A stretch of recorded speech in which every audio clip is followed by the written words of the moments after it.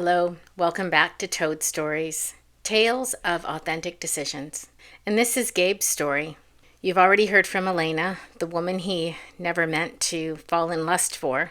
From Viktoria, you've heard from her, the woman he married and built a life with and he hurt deeply. And now it's time to hear from Gabe himself, not to justify, not to excuse, but to reveal. Because sometimes the ones we assume are careless or cold are just quiet men carrying the weight of too many choices. This story is about facing that mess. The story about choosing to show up even when it's uncomfortable. About stepping into responsibility and building something beautiful out of brokenness. Gabe never expected or planned to be the father of 5, or to be still standing beside the woman he nearly lost, or to love these 3 little new souls who arrived by surprise. And yet, here he is. This is the final voice in Mistress, Wife, and Kids, and maybe in hearing it, you'll find more than just a story. You'll find a reminder that doing the right thing, even when it's late, is still the right thing. Gabe's story. My mother is Filipino-Chinese, and my father was some blend of European. No one ever quite pinned it down. He had the olive skin and smile of an Italian movie star, the kind of silver-streaked hair that made him look wise before his time. People always said I got the best of both of them, my mother's softness, my father's charm. It felt good to hear, yet also strange, like I was being complimented on a mask I didn't choose. I'm the middle son, the one who didn't rock the boat, didn't demand attention, just quietly followed my father into dentistry. It wasn't a passion, it was a path. I liked working with my hands. I liked making people comfortable. I had never wanted to build an empire. I had just wanted enough. Enough time, enough peace, enough of a life to make it feel like it was my own. Then I met Viktoria. She was pure momentum. Sharp, strategic, and stunning. The kind of woman who didn't just make plans, she made things happen. When I first met her, she had a boyfriend at the time. That didn't bother me. I was in no rush. I stayed close. I listened, I watched, and waited. Eventually, she chose me. She used to say I was her calm in the chaos. I loved her ambition, her intelligence, her strength, and I still do. What changed wasn't her, it was me, or rather, how I fit into the world we built. The clinic grew into a wellness empire. Viktoria ran it like a ship, organized, exacting, polished. She was the captain, the compass, and the wind in the sails. I played the part she needed. Co-owner, dentist, husband, father, friendly face, and I was good at it. People liked me, trusted me, and yet I had the freedom most men dream of. Because Viktoria ran the schedule and both our mothers lived on our property, I had something rare, space to be fully present with our boys. My clinic hours were tailored around their lives, school pickups, hockey games, bedtime stories. I was there. Our life was cushioned, and for the boys' highest good, everything was in place. Wisdom from the 2 grandmothers, order from Viktoria, playfulness from me. We built something functional and full. From the outside, we looked golden, and inside, most days we were. I didn't feel deprived. I didn't feel lost. I thought I had everything, until I got a taste of something I didn't know I was missing. And that's when it all started to shift. I met Alaina at the dog park. Just a casual conversation, 2 strangers in parkas with muddy boots and dogs that liked each other. She was unassuming, no big introductions, no polished facade, just warmth, quiet presence. Where Viktoria was steel, Alaina was air. She asked questions like she had all day to listen. She remembered things when I said, even when I didn't think they mattered. She laughed at my dry humor. Not politely, but genuinely. She wasn't there to impress anyone. She wasn't managing an empire. She just was. Gentle, curious, a little awkward, but very real. I didn't realize how I missed that authentic realness. The kind without strategy, without agenda. She'd say things like, "Tell me a memory that makes you miss your dad." Or, "What song did you love as a teenager that still holds you?"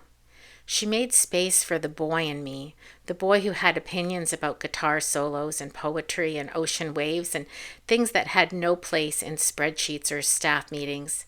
She reminded me that I was more than useful. She made me feel interesting. We started running together, same trail, some unspoken comfort. Sometimes we didn't talk at all, and other times we'd talk for hours. It never felt sexual, not at first, and that's how I justified it. We weren't doing anything wrong. But the truth is, I was bringing my heart to her, saving my stories for her, giving her the version of me that was still raw, still wondering, still alive. And I was keeping that version of me from my wife. That's when I should have stopped. Instead, I leaned in. We kissed once, a slow, trembling thing that caught us both off guard. I told myself that was the line and I wouldn't cross it. But the real line was crossed long ago before that, when I felt like I started needing her. And yet, I never planned a future with Alaina, not once. I wasn't in love with her. I was certainly drawn to her, very deeply drawn to her, like a tired man to a warm bath. Viktoria was and always would be the pillar of my life. Alaina was the pause I didn't know I was desperate for. And I thought I could keep both worlds apart. I thought it would fade until the night it didn't, until I couldn't stop, until the moment I finally let go, and doing so shattered the version of myself I was trying so hard to protect. And then I ended it. No explanation, no long goodbye, just gone. And I told myself that was it. Buried, handled, forgotten. But life doesn't work that way. Truth waits, and consequences wait. And mine were just getting started. Chapter 2. The day I ended things with Alaina, I thought I was putting everything back in order. I started waking up earlier, making amazing lunch for the boys. I stopped checking my email every time it buzzed. I gave Viktoria longer hugs, and I cleaned out my studio. I painted. I told myself I was healing, that I dodged a bullet. I convinced myself it was over. And for a while it was quiet, not peaceful, but quiet. Until the day it all blew wide open. I was mid-procedure, calm, focused, holding a patient's jaw steady, when a man came to the door. One of our front desk receptionists peeked in, visibly shaken. "Dr. Stone," she whispered, "you need to come out to the front right now." I peeled off my gloves and stepped into the reception area, and there he was, a man, wild-eyed, red-faced, yelling my name in front of a full waiting room. "Gabe Stone, coward, you come out here and face me." My gut turned to stone. My hands went numb. I didn't know who he was, but I knew why he was there.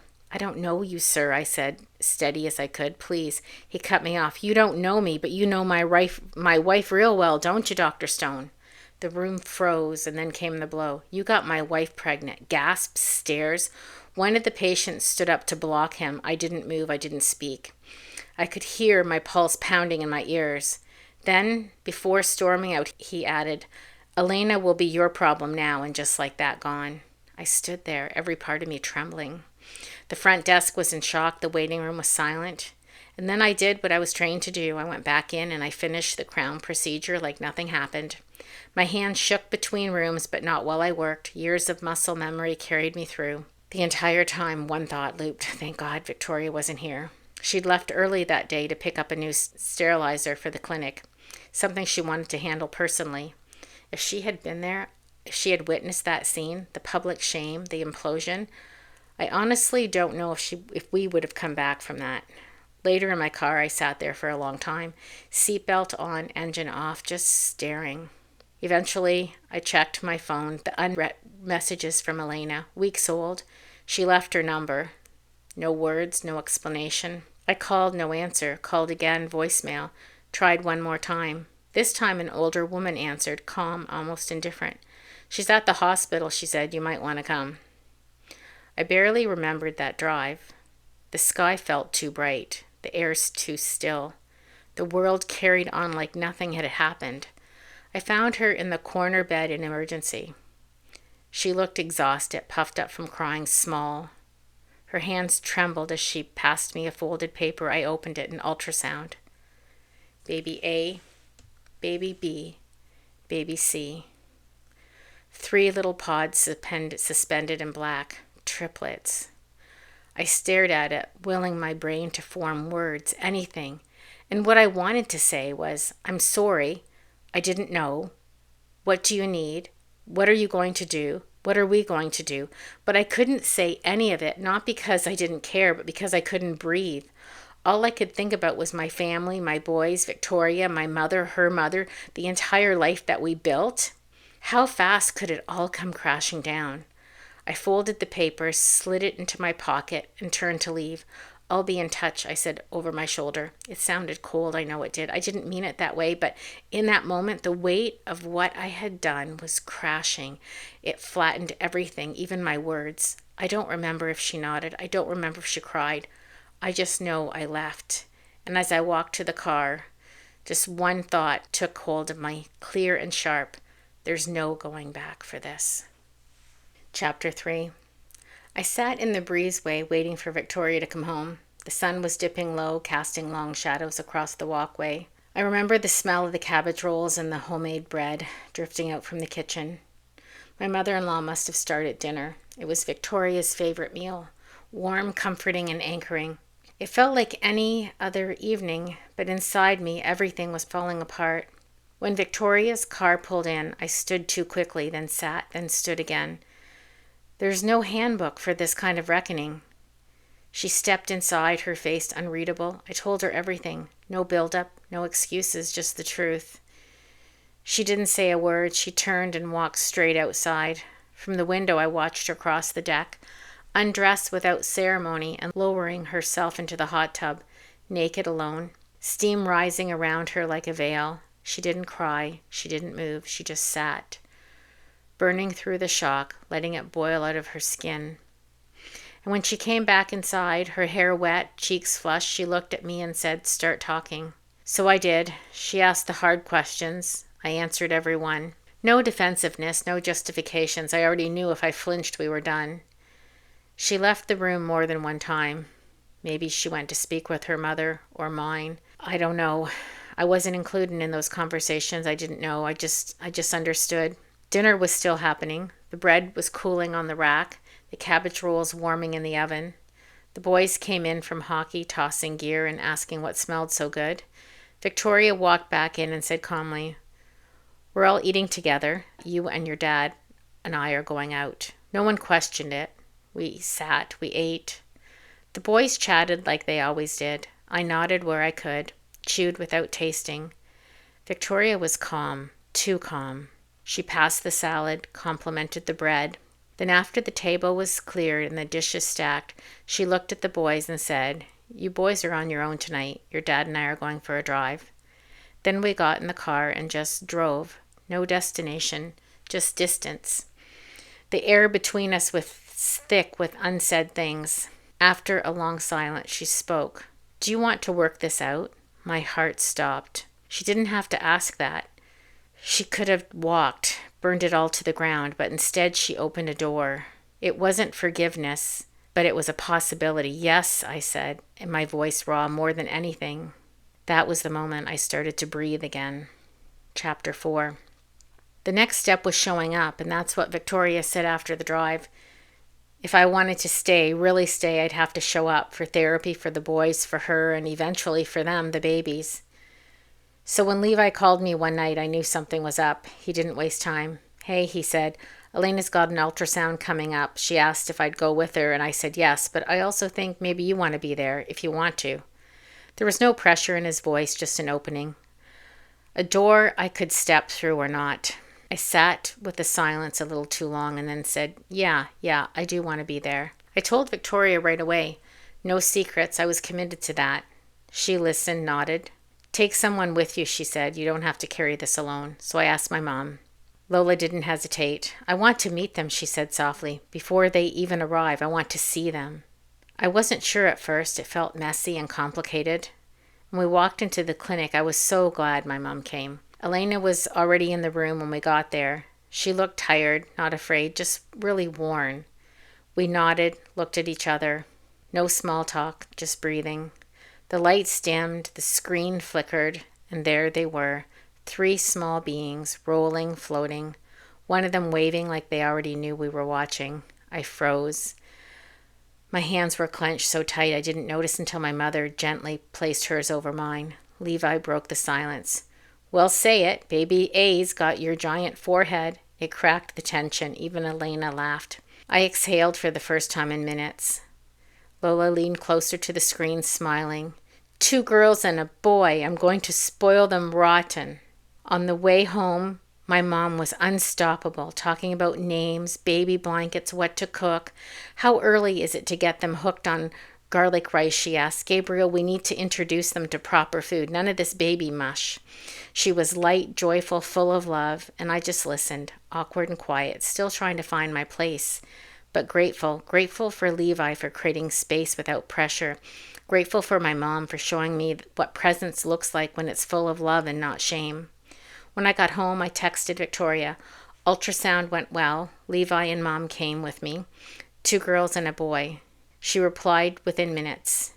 Thank you for telling me I'm okay. That was all, but it was enough. It wasn't healing, not yet. But it was the beginning of something real, something I could keep stepping into one moment at a time. Chapter 6. Selling the cottage was easy. It went within days. Lakeview Properties always did. But what to do with the money was the hard part. Viktoria made one thing clear. I am not helping you house your affair. It wasn't cruel. It was a boundary. She didn't want to see listings. She didn't want to talk numbers. She supported everything else, held space, held structure. But this was mine to carry, so I did. The budget was the sale price of the cottage, nothing more.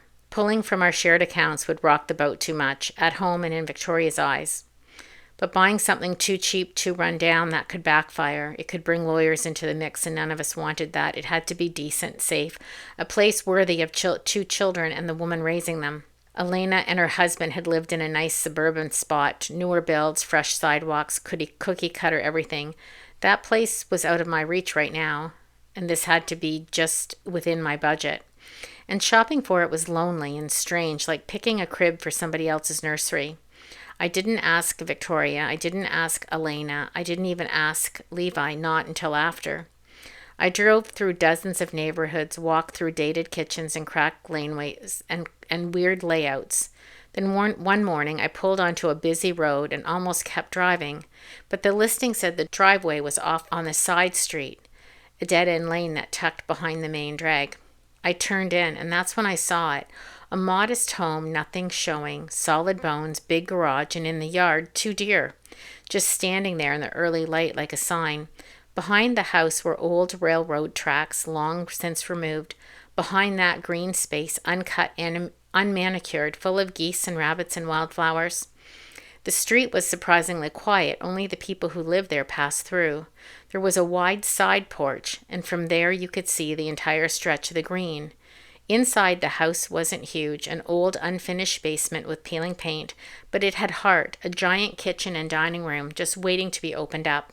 A small living room that could be turned into a bedroom, 2 more bedrooms tucked behind the hall, and above the garage a bachelor suite, rough but full of potential. Could be income one day. That was it. I made an offer that morning, short closing, no conditions, and then called Levi. He showed up on the day I got the keys and Leo in tow. Levi and Leo marked 12 years, owners of a flooring and design shop, and 2 of the most generous people I know. They walked through the place, and Levi nodded. Leo clapped his hands. We can work with this, and within a month we had. We gutted the kitchen, the dining room, created an open concept that flowed with light. We converted the old living room into a spacious bedroom for the triplets, one they could grow into. 1 bedroom for a guest room, the other was for Alaina, and we put a futon in the kids' room just in case she needed to sleep close. It wasn't extravagant, but it was beautiful. Clean, functioning, welcoming. I hung some of my paintings from the cottage, the ones I couldn't bear to throw out. They didn't belong at our house anymore, but maybe they belonged here. The whole space felt like it was an act of responsibility. It wasn't about guilt. It was about making something livable out of the mess I'd made. I'd finally stood in the finished house alone. I let out a breath I didn't know I was holding. It wasn't redemption. It was a beginning. For the first time in a long time, I felt useful, not just for fixing teeth and just for playing my part, for showing up. Chapter 7. Time moved fast. Between therapy, the clinic, renovations, school schedules, grocery runs, legal consultations, and unpacking what I felt like an endless number of boxes, months blurred, then came the call. Alaina was in the hospital, early labor that had started and stopped. She was being kept on bed rest as a precaution. Levi had updated me in a roundabout way, but now it was official. I needed to show up. The nurse at the reception gave me her room number and a quiet smile, the kind reserved for men who looked unsure but are clearly trying. Alaina was lying on her side, pale and puffy-eyed, arms resting around her belly like she was trying to physically hold everything in place. She looked so tired, not just her body, but in her soul. "Hey," I said gently. She looked up and I could see she wasn't expecting me. I pulled a chair close and sat. "I heard what's going on. I wanted to check in and show you something." She blinked, wary but cautious. So I pulled out my phone, opened up the photo app, and started scrolling. The kitchen, the kids' room, the side porch, the boxes of diapers lined up like soldiers, the little shelf with the tiny shoes and folded onesies. Leo and Levi helped a ton. The futon's in the nursery in case you want to be close to them at first. And the bathroom's been redone, walk-in shower, non-slip tiles. I even found blackout curtains for nap time. Oh, and the car seats are already installed. I didn't stop talking. I told her about the high chairs, even though we won't need them for months, about how Lola had insisted on stocking the pantry with coconut milk and rice crackers, how I tested all the smoke detectors and the furnace service twice just to be sure. And something shifted in her, not big and not dramatic, just softer. She exhaled, closed her eyes for a moment. "You painted the walls?" she asked. I smiled, soft gray, the kind that looks lilac in the morning light. She gave a tiny, tired laugh. "You were always weird about light." I shrugged. "It matters." The truth was we hadn't talked much since everything unfolded. Text updates, coordinated plans, a few decisions here and there. But this was the first real moment we had since the falling out. I could see she needed it, a sense of place, a sense of relief, some peace. She hadn't had a home in months, couch surfing, wondering, waiting, no resting, no rest. Now she knew it was real. There was a place for her and the babies. Thoughtfully built, quietly prepared by me. "I'm not the same guy I was," I said after a pause. Her eyes met mine. "I believe that," she said, and she did. Not because I said the right things, but because I did the right things. There wasn't guilt anymore. This was just care. "I'll bring you more photos when we get set up with the playpen," I said, "maybe tomorrow." She nodded and smiled. The first real one I'd seen for her in a long time. That night, driving home, I realized something. I wasn't filling in blanks anymore. I was just managing my tension so much better. And I was simply being who I said I wanted to be, and that felt good and that was clear. This wasn't about erasing what happened. It was about building what came next with intention, with steadiness, with love. Chapter 8. Hospitals have a strange quiet to them. Not silence, just softened life. Low voices, lights that hum, the hush of people doing sacred work without ceremony. When I arrived, Alaina was already prepped for surgery. It was time. She looked drained, worn thin in that way only women on the edge of motherhood look. More spirit than body, but calm. This was a planned C-section, safer, necessary, and somehow even more surreal. They led me to the OR in a disposable gown and mask. The lights were sharp, the air was cold, the room full of movement that didn't involve me. And I sat beside Alaina, just above the curtain, holding her hand. "They're almost here," someone said. Then, the first one's out, a small cry, fragile but there. Second, another, a little louder, then a longer pause. Elena's hand squeezed mine hard. Her eyes searched mine. And then, third one's here, a long, strong wail. Then something in me cracked. Not from fear, not from guilt, from awe. They were here, three tiny beings, alive. I could hear them, but I couldn't see them yet. The team moved fast, cleaning, checking, wrapping. Then came the boy. The nurse brought him first, swaddled tight, eyes shut. So small. "Carter," the nurse said. He looked at me, steady, kind. "We'll be doing a few assessments. His oxygen is good. His heartbeat sounds good, but there are some features we're going to run some tests on." I nodded. Features. I looked down at him. Tiny ears, flattened nose, almond eyes still barely opened, fingers curled soft. I knew. Even before they said it, Down syndrome. I didn't flinch. I didn't cry. I just held him. And something in me went very, very still. He wasn't broken. He wasn't wrong. He was here. And he made it, and he was mine. The nurse let me sit a while before handing me the girls. They were bigger, still small, but more robust. One blinked, one yawned like she was unimpressed. The other hiccuped the whole time I held her. I whispered to each of them, "I'm your dad. You made it. You are loved." And then I looked back at Carter, still sleeping, still beautiful. I didn't feel fear. I felt gravity, like I was being entrusted with something I never fully understood, but would never take lightly. Then outside the NICU, Victoria joined me. She looked quietly beside me as we looked through the glass. 3 tiny lives, sets of wires and monitors, 3 futures we couldn't yet imagine. And after a long silence, "They think Carter has Down syndrome." Victoria nodded slowly. "I thought so when I saw him. No drama, no sadness, just truth." "He's beautiful," she said. And he was. Different, delicate, radiant. And then looked at me. "So Dad at 5, how are you doing?"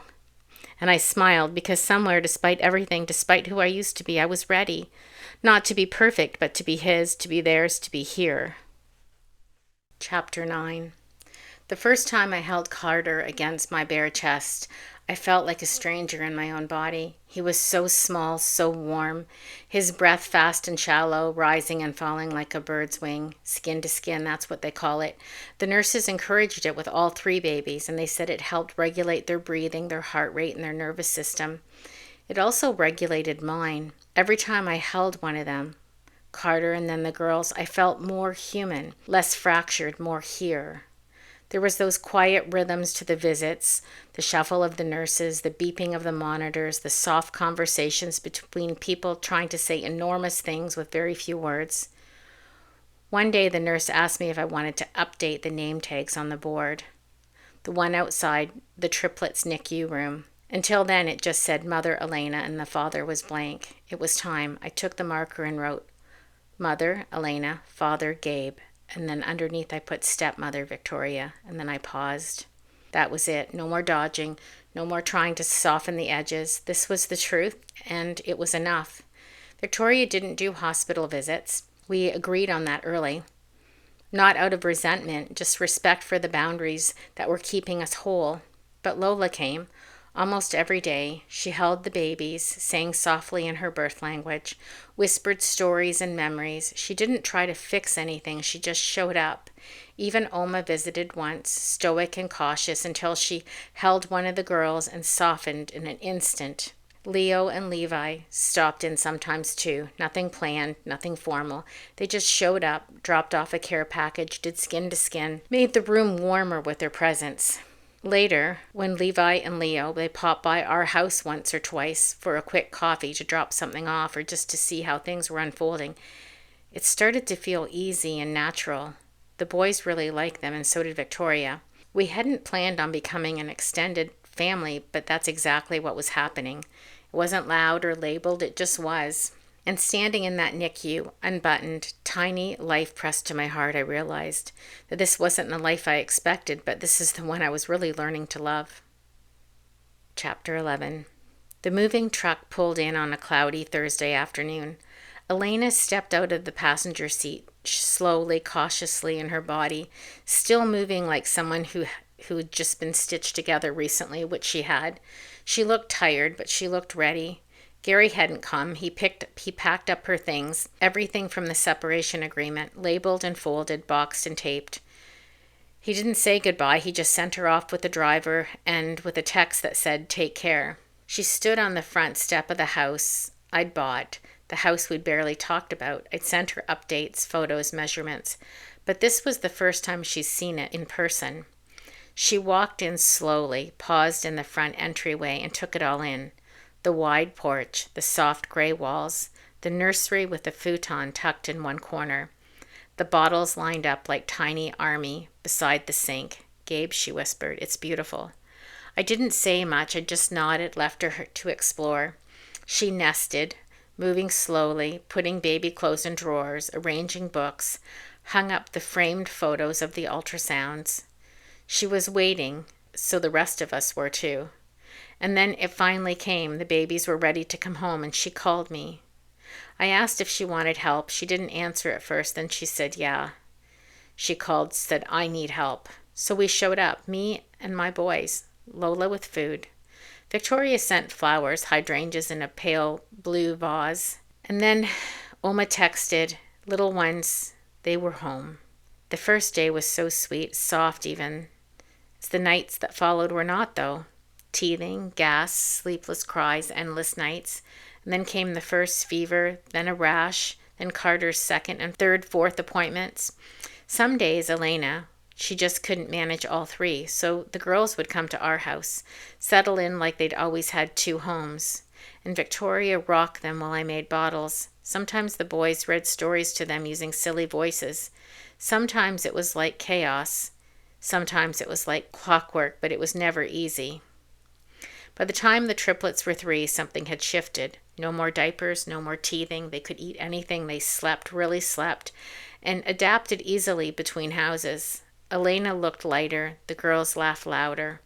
Carter was thriving, his appointments now routine, his milestones his own. And me? I was still busy, still working, not just juggling with 5 kids, 1 marriage, and 1 responsibility that I never thought I could hold. But it didn't feel heavy anymore. It felt right. One night I sat on the porch at our place, Viktoria behind me, the girls drawing chalk suns on the laneway, the boys kicking a ball in the grass. Carter sat on my lap eating a popsicle, getting more on me than in him. And I just sat there, not fixing anything, just preparing for anything, just there. And I thought, this isn't simple. This isn't perfect. This is my family. I know people gossip about me, and yet I'm no longer sorry, nor do I offer up explanations for the dynamics of my family. I focus on the best parts and work through the challenges. My older sons bonded with A, B, and C, our nicknames for them. The girls had a special bond with Victoria, and both grandmothers and Carter. Everyone loved them. My wife, she's still the rock, but more balanced now. I am not the sand. Together we built a strong foundation, and I finally let myself enjoy it again. All of it, my wife, my 5 kids, and this wildly unexpected life that somehow feels more like a home than anything I ever could have planned. I'll leave it here, as I fear my words will be mundane from this point on. The end.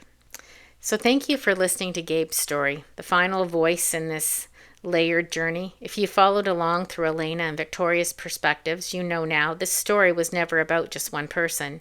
It was about all of them, about the tangled, imperfect, deeply human ways we break and then we choose to rebuild.